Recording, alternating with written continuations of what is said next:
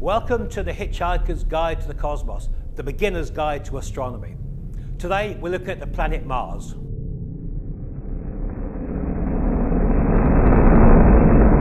Mars, the god of war, the red planet, the planet that really touches people's imagination for there being aliens somewhere in space. And this story really goes back to the 1870s when an Italian astronomer called Schiaparelli drew a picture of Mars and he drew some lines on it. And he called them canali. When they were translated, his report translated into English, canali became canals. The obvious conclusion was drawn that if there are canals on Mars, there are canals on Earth. People built the canals on Earth, Martians must have built the canals on Mars. And for the next 50 or 60 years, there was this argument about was there life on Mars or wasn't there life on Mars?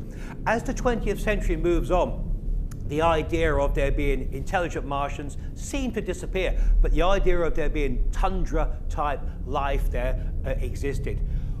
Lots of stories, the War of the Worlds. There was even a radio program in America in 1938 which caused mass panic when Orson Welles was reading the story and people really thought that Earth was being attacked by the Martians. In 1965, a spacecraft called Mariner 4 flew past Mars and showed 19 black and white, quite fuzzy pictures. But what they showed was not a planet covered in life, but a barren world like the moon. At that point, we knew there were no trees, no plants, no animals walking around on the surface of Mars. Today, of course, spacecraft have explored the planet, they're orbiting the planet, rovers have gone on the surface of Mars, they're looking for evidence of life, they found ice, they found water on Mars, and who knows what the future's going to bring.